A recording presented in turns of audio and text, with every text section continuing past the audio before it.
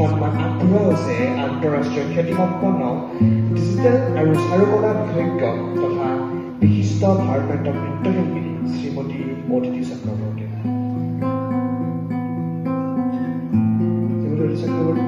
মঞ্চলৈ জনালো।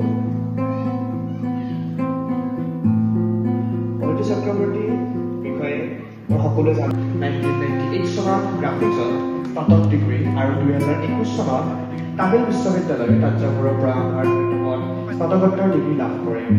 তেখেতে 2012 চনত গুৱাহাটীৰ শ্ৰীমন্ত শংকৰদেৱ কলাক্ষেত্ৰত অনুষ্ঠিত উত্তৰ পূৰ্বাঞ্চলীয় কলা প্ৰদৰ্শনীত জুৰীৰ বিশেষ বঁটা, 2013 চনত মুম্বাইৰ জাহাংগীৰ আৰ্ট গেলাৰীৰ অল ইণ্ডিয়া আৰ্ট ছ'চাইটি প্ৰদৰ্শনীত পেছাদাৰী শাখাত শ্ৰেষ্ঠ প্ৰৱেশ বঁটা অৰ্থাৎ বেষ্ট এণ্ট্ৰি এৱাৰ্ড, 2019 চনত মুম্বাই আৰ্ট ছ'চাইটিৰ 101তম সৰ্বভাৰতীয় কলা প্ৰদৰ্শনীত সোণৰ পদক আদি বহুতো পদক লাভ কৰিছে।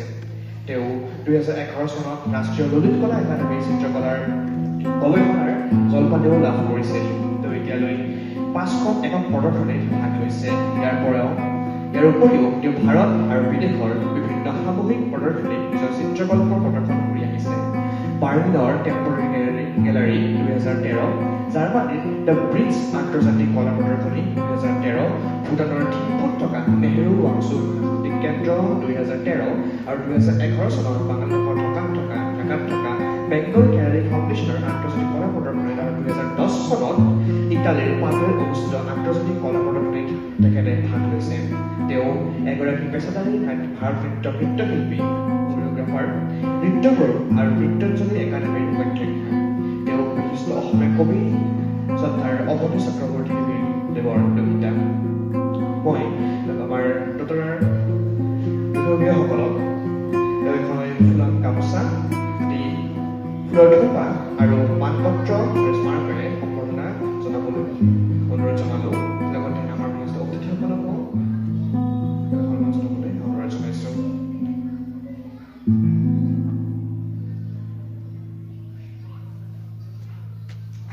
সন্মান 2026 সন্মানিত কৰা হৈছে।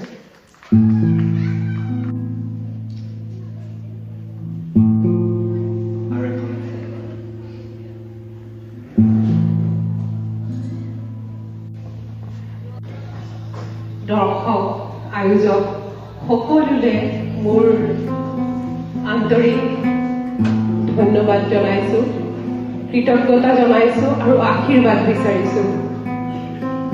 যেতিয়া এই সন্মানৰ কথা প্ৰথমে গম পাইছিলোঁ, মই ভাবিছিলোঁ যে মোৰ নিচিনা ইয়াত বহুত কেইজন থাকিব, পোৱাৰ বয়স হৈছে, গতিকে বহুত কাম কৰিবলৈ বাকী আছে। এই জাষ্ট আৰম্ভণিহে। আপোনালোকে মৰম দিছে, খুব ভাল লাগিছে।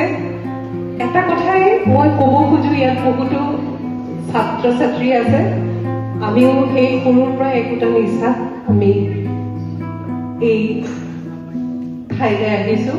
আমি যেতিয়া ৰঙেৰে ছবি আঁকিছিলোঁ, যেতিয়া আমি নাচিবলৈ গৈছিলোঁ, এটা বেলেগ ধৰণৰ নিচা আছিলে যে আমি নানাচাকৈ থাকিব পৰা নাছিলোঁ, ছবি নাআঁকাকৈ থাকিব পৰা নাছিলোঁ, কবিতা নুশুনাকৈ থাকিব পৰা নাছিলোঁ। আৰু সেইটোৱে মূল কথা। যদি সেইটো মূল হয়, তেতিয়াহ'লে আমাৰ নিজে নিজে ৰাস্তাবোৰ খোল খাব আৰু আমি গৈ থাকিব পাৰিম এটা ৰাস্তাত। ইয়াত যিয়েই আছে প্ৰত্যেকজনে ইমান ভালকৈ কৈছে, চিকিৎসক ছাৰে কৈছে যে আমাৰ সুস্থ হৈ থাকিবৰ কাৰণে আমি কি ধৰণে আমি নিজে ভাল পোৱা কামটো কৰিব লাগে। গতিকে প্ৰত্যেকটো মুহূৰ্ততে আমি কিন্তু শিকি আছোঁ আৰু শিকি থাকিম।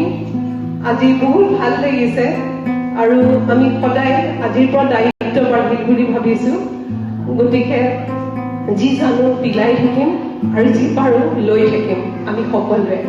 ধন্যবাদ পাৰ্বতী ভট্টাচাৰ্যজী আৰু কুণাল ভট্টাচাৰ্যজী, তেওঁলোকে যিখিনি এই পথত আগবাঢ়িছে তাত আমি সদায় আছোঁ, সদায় আমি সঁহাৰি জনাম। ধন্যবাদ।